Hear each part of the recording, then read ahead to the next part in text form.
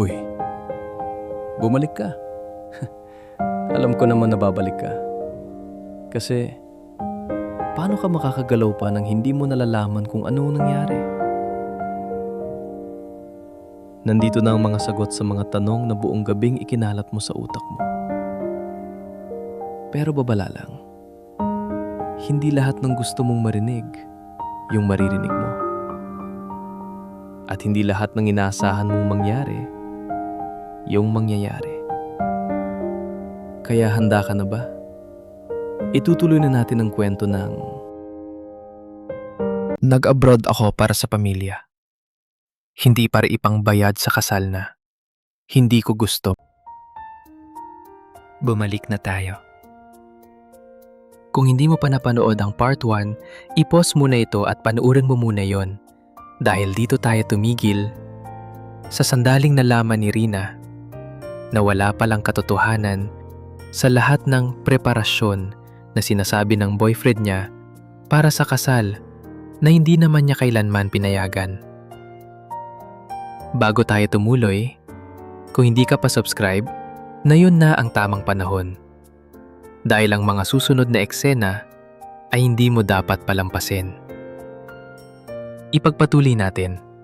Nakatayo si Rina sa harap ng bahay na sinasabing doon gaganapin ang resepsyon ng kasal nila. Wala siyang nakikitang kahit anong palatandaan. Wala siyang nakikitang disenyo. Wala siyang nakikitang preparasyon. Kinunan niya ito ng litrato. Isa-isa. Malinaw. Bawat anggulo. Dahil alam niya, nakakailanganin niya ito. At habang ginagawa niya ito, sumasagi sa isip niya ang lahat ng nangyari. Ang lahat ng pagpupursige ng boyfriend niya na ikasal sila. Ang lahat ng pagpupumilit na wala ka nang aalalahanin, ako na ang bahala. Ang lahat ng pagbisita nito sa pamilya niya, kinukulit sila. Sinisingil sila ng pera para sa isang kasal na hindi naman niya pinayagan mangyari. At ngayon, harap-harapan niyang nakita na lahat pala ng yon, gawa-gawa lang. Hindi ito ordinaryong pagsisinungaling. Ito ay isang taong sistematikong nagplano na gamitin ang pangalan ng kasal para pilitin ang isang pamilyang magbigay ng pera. Umuwi na si Rina ng tahimik sa bahay nila. At ayon sa plano niya, hindi pa rin ito alam ng boyfriend niya. Kaya't nang bumalik ito sa bahay nila, gaya ng dati, naghahanda muli itong sisingilin ang pamilya ni Rina. Pero sa pagkakataong ito, nakaupo na si Rina sa loob. Isipin niyo ang reaksyon niya. Ang taong akala mo, wala siyang alam, wala siyang balak, dumating ng maaga, biglang nakaharap na niya ang mismong babaeng pinagbabayaran niya sa isang kasal na hindi naman totoo. Ayon sa kwento, nagulat siya. Talagang nagulat. Dahil bakit hindi siya magugulat? Ang buong plano niya ay umaasa sa katotohanan na hindi makikita ni Rina ang totoong nangyayari hanggat hindi pa siya nakakabalik ng maayos. Umaasa siya na papayag lang si Rina. Magbabayad lang dahil malayo siya, dahil pagod siya, dahil gusto na lang niyang matapos ang usapin. Pero ngayon, hawak na ni Rina ang ebidensya. Ipinakita niya sa kanya ang mga litrato. Ang bahay na walang preparasyon. Ang lugar na sinasabing may disenyo na. Pero ordinaryo lang, kalat pa nga. At habang hawak niya ang mga litratong yon, hiningi niya ang lahat ng mga papel na dala-dala ng boyfriend niya. Yung mga listahan ng gastos. Yung mga sinasabing, dito nagpunta ang pera, dito napunta ang pera. Ito ang para sa lechon, ito ang para sa venue. Pero paglapat mo sa katotohanan na nakita niya sa litrato, walang tugma. Walang lechon na in order. Walang venue na binayaran. Walang catering na kinontrata. Puro listahan sa papel.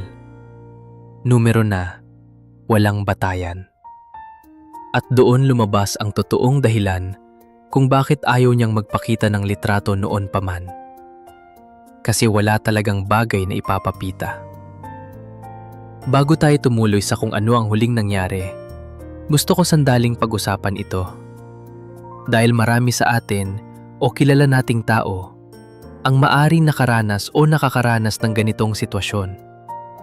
Kapag may isang tao sa relasyon na palaging inuuna ang sarili niyang interes, palaging gumagawa ng desisyon ng walang pahintulot ng kapareha, at palaging gumagamit ng emosyon tulad ng wala ka nang aalalahanin, ako na ang bahala, para pigilan ang kabilang partido na magtanong ng masinsinan, yan ay hindi pagmamahal.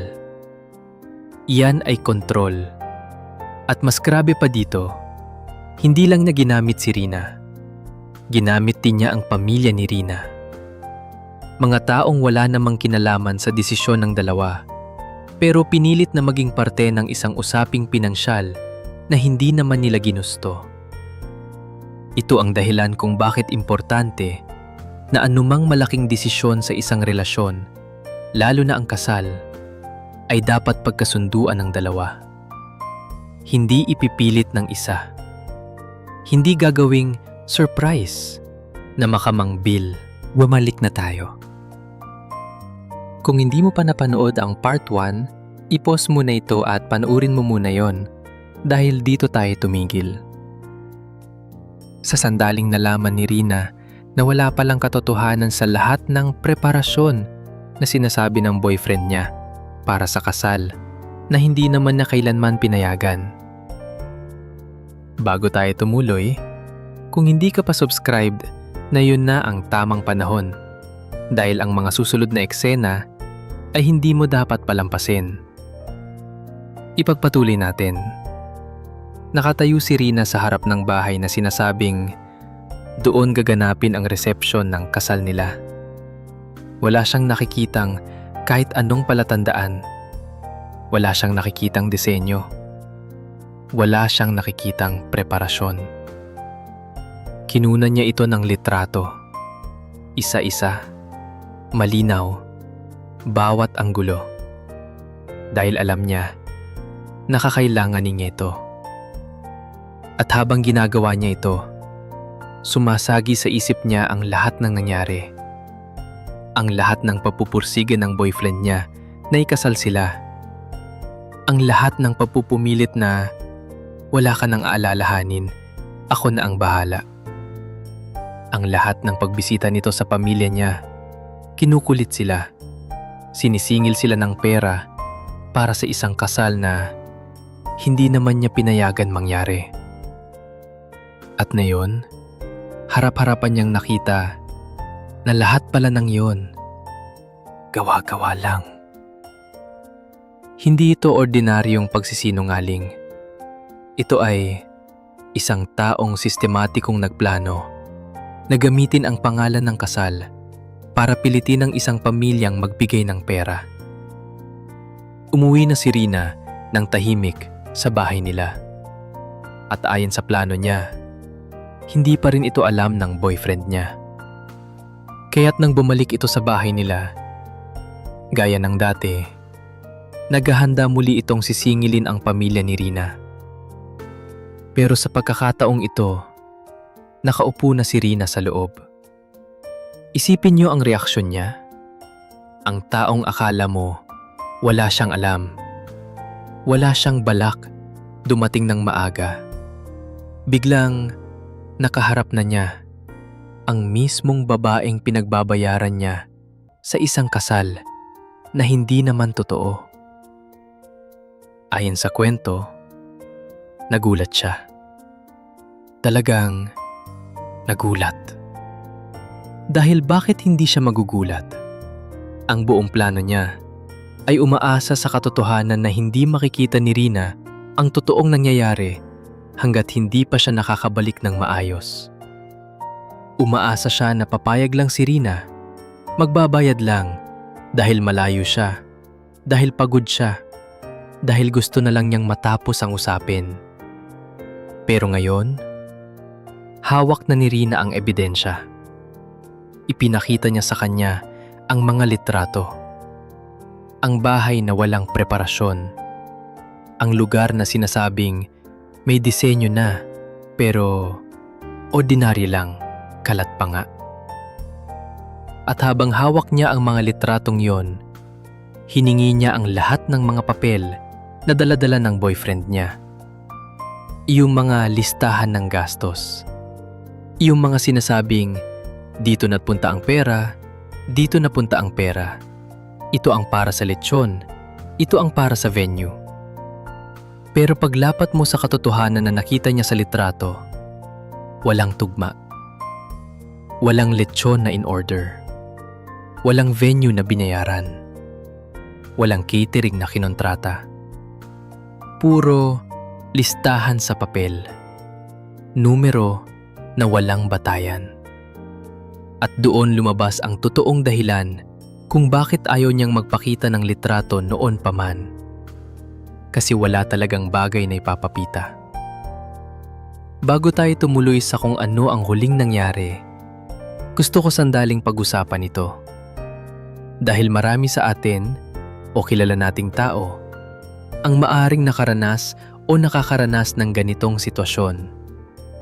Kapag may isang tao sa relasyon na palaging inuuna ang sarili niyang interes, palaging gumagawa ng desisyon ng walang pahintulot ng kapareha, at palaging gumagamit ng emosyon tulad ng wala ka nang alalahanin, ako na ang bahala, para pigilan ang kabilang partido na magtanong ng masinsinan, yan ay hindi pagmamahal. Yan ay kontrol. At mas grabe pa dito, hindi lang niya ginamit si Rina. Ginamit din niya ang pamilya ni Rina. Mga taong wala namang kinalaman sa desisyon ng dalawa, pero pinilit na maging parte ng isang usaping pinansyal na hindi naman nila ginusto. Ito ang dahilan kung bakit importante na anumang malaking desisyon sa isang relasyon, lalo na ang kasal, ay dapat pagkasunduan ng dalawa. Hindi ipipilit ng isa. Hindi gagawing surprise na may kasamang bill. Matapos ang lahat ng ito, ang pamilya ni Rina, kasama si Rina, ay nagdesisyon na dalhin na ang usapin sa barangay. Dahil bakit hindi? Ilang buwan silang kinukulit. Ilang buwan silang sinisingil ng pera para sa isang bagay na hindi totoo. At sa huli, kung hindi pa sila kumilos, malamang patuloy pa rin silang kukulitin, sisingilin at pipiliting magbayad para sa isang kasinungalingan. Sa harap ng mga barangay official, inilatag ni Rina ang lahat. Ang mga litrato, ang mga panahon ng pangyayari, ang katotohanang hindi siya kailanman pumayag sa kasal, ang katotohanang inakulang niya ang buong ideya ng mag-isa at pinilit lang niyang isingit sa buhay ni Rina at ng pamilya nito. Sa huli, hindi na muling bumalik ang lalaki sa bahay nila. Tapos na. Wala nang kasal, wala nang pagsingil, wala nang kulip. Ang kwento ni Rina ay hindi lamang tungkol sa isang kasal na hindi natuloy. Ito ay tungkol sa isang babaeng kahit malayo sa bansa, kahit pagod, kahit walang kasamang pamilya sa tabi, ay hindi nagpatinag. Hindi siya pumayag na gamitin ang pinaghirapan niyang pera para sa isang bagay na hindi niya kailanman ginusto. Nag-abroad siya para sa pamilya niya. Hindi para sa kasal na ipapataw sa kanya nang hindi man lang siya tinatanong. At kapag may nakakabasa nito na kasalukuyang nasa katulad na sitwasyon kung saan ang kapareha mo ay gumagawa ng malalaking desisyon nang wala kang pahintulot o gumagamit ng emosyon para pilitin kang magbayad o mag-alok o sumang-ayon. Tandaan mo ito. Ang totoong pagmamahal ay hindi humihingi ng bayad. Ang totoong pagmamahal ay nakikinig. At kung hindi ka man pinapakinggan sa mga bagay na kasing importante ng sarili mong kasal, iyon na mismo ang sagot.